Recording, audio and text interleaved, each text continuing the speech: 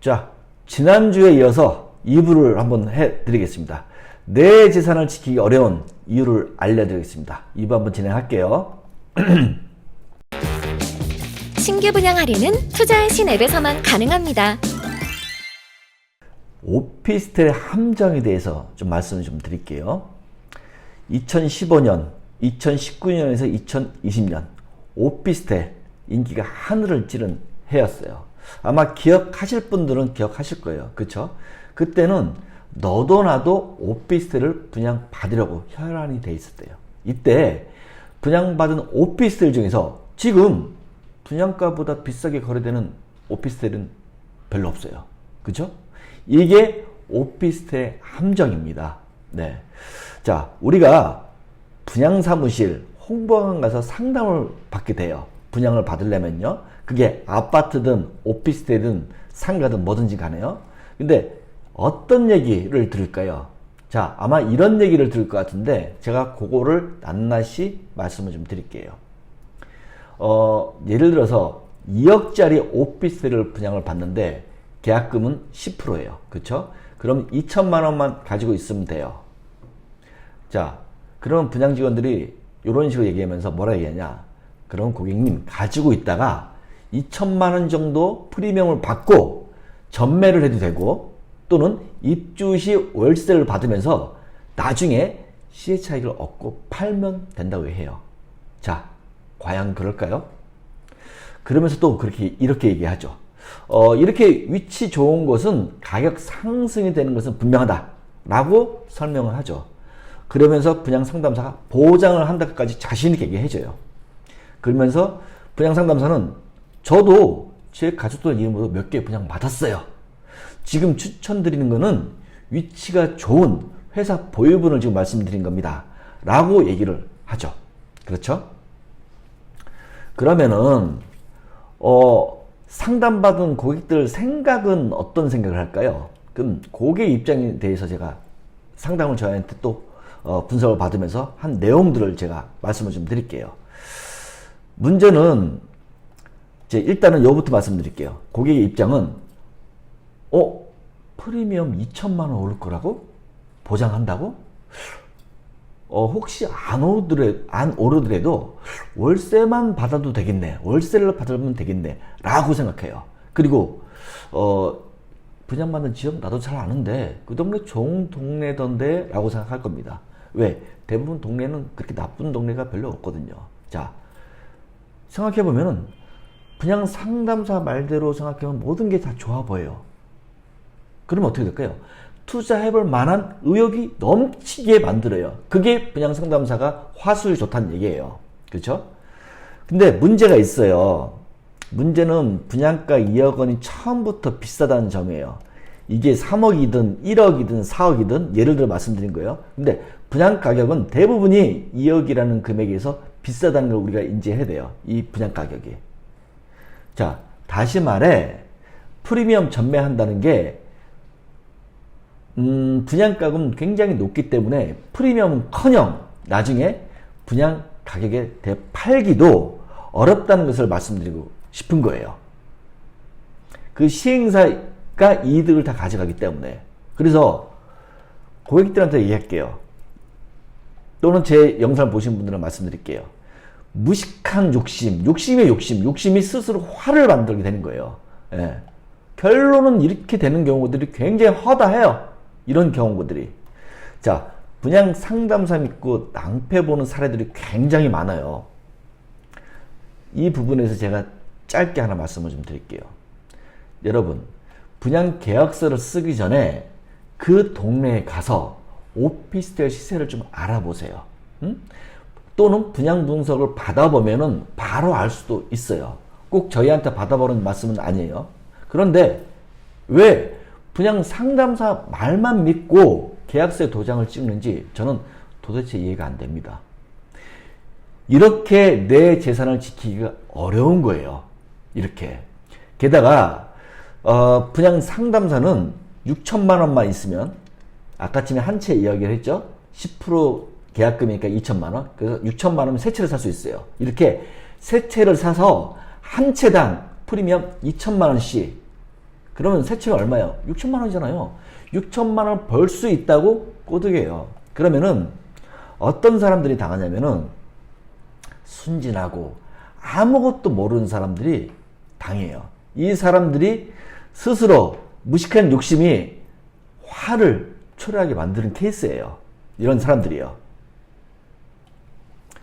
자, 과연 오피스텔만 그럴까요? 상가도 마찬가지예요. 상가도 스스로 내 재산을 지켜야 돼요. 상가뿐만 아니에요. 지식산업센터, 뭐 섹션 오피스, 뭐 여러 가지예요. 지금은 상가로 말씀드릴게요. 상가도 마찬가지인데, 자, 상가는요, 10억짜리 상가를 받으면 수익률이 5% 정도 나온다고 합니다.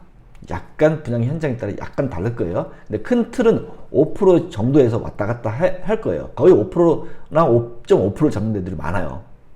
그러면은 수익률 5%면은 얼마예요? 1년에 5천만 원이에요. 예? 그럼 월 400만 원 수익이 발생해요. 자, 우리가 생각해 보자고요. 은행에 10억을 넣어봤자 이자가 얼마 안 나온다는 건 다 알아요. 그렇기 때문에 상가를 이제 분양받는 사람 많은데, 자, 그러면 사람들은 생각한단 말이에요. 상가 투자해서, 상가 분양받아서 월세를 받으면서 편하게 살자는 생각을 당연히 하겠죠. 그렇죠?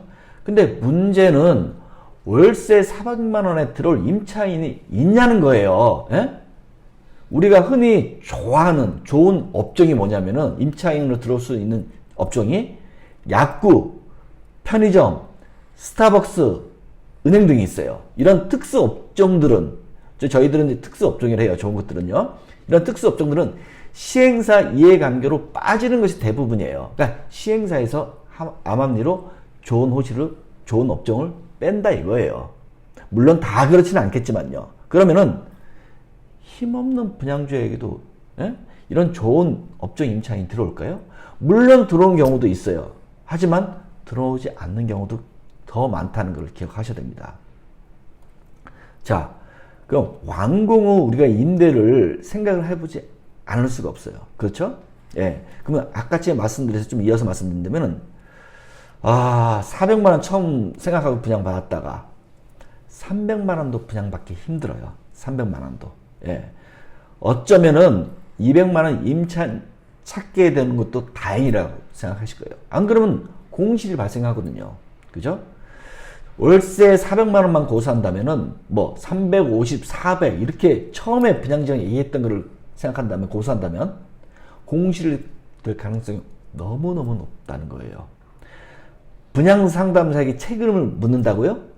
책임을 물을 수 없어요. 왜?